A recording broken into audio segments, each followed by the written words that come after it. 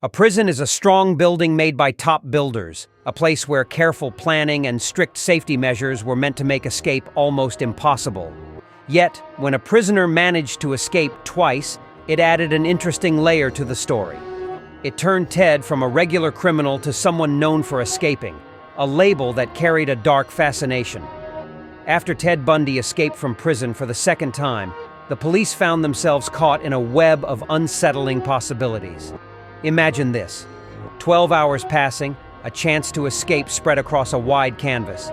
If he had chosen to use an airplane for speed and anonymity, he could have traveled around the world, disappearing on the other side. Going with a slower bus might have taken him across borders, blending into the landscape of the next country. Even on foot, a determined Ted could have covered a lot of ground, blending into the anonymity of the next state.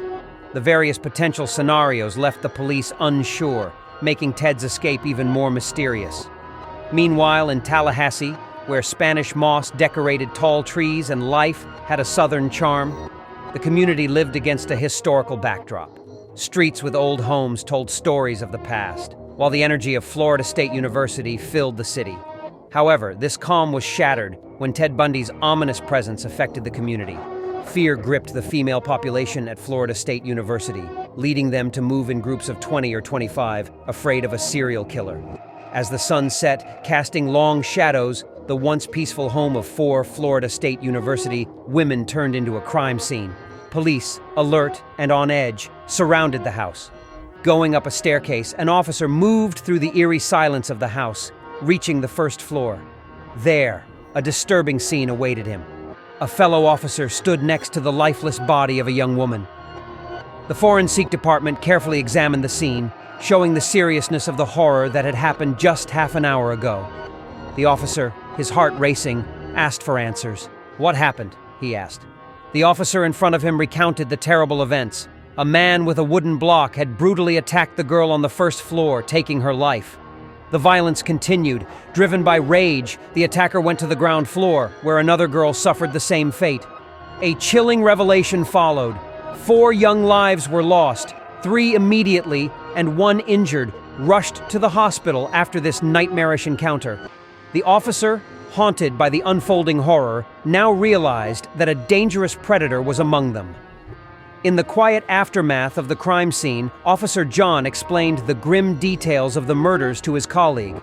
They went to the side of the house, where a collection of wooden blocks lay scattered. John, with a trembling voice, described how the killer, like a silent phantom, had chosen one of these blocks. Pointing to a distinct footprint, he explained the sequence of the horrific events. The murderer strategically placed his foot, using the stack of wooden blocks to go up to the first floor.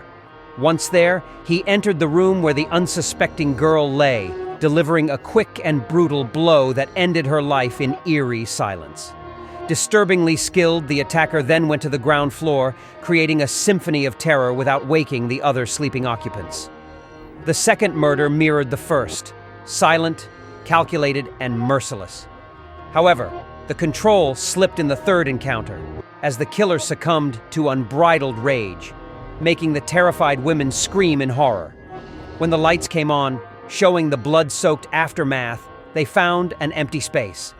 The killer had disappeared, leaving behind a shattered home. The officer, struggling with disbelief and horror, absorbed the nightmarish account. Stunned, he turned his attention to the remaining victims, the 2 women in the hospital. Disturbingly, the terror of the night continued as a new complaint came from the same location, a disturbing echo of the earlier tragedy. Urgently, the officer sent his colleagues to investigate, thinking it might be a domestic dispute. However, the unsettling reply shattered this assumption. There was no couple there, only a young woman now trapped in fear. In an adrenaline-fueled sprint, both officer and John rushed to the new complaint. As they neared the house, a shared sense of dread grew with each step. John, motivated by duty, approached the door cautiously, but the officer, experienced from the horrors of the night, instinctively intervened. With careful caution, he took out a cloth securing the handle before entering. The scene inside the dimly lit interior was a tableau of terror. A lifeless woman lay in a pool of her own blood. The officers, momentarily frozen by the sight, were suddenly jolted by a subtle movement in the woman's hand. A faint pulse of life remained, prompting a quick decision. They needed to take her to the hospital urgently. In the cold night, the officers were met by an ambulance, a stark contrast to the chaos just moments ago. Swift coordination happened as Officer and John organized the transfer of the bodies from the previous crime scene into the waiting vehicle. The injured survivor, the only witness to the brutal acts, was gently placed in the ambulance, headed for the same hospital now burdened with multiple tragedies.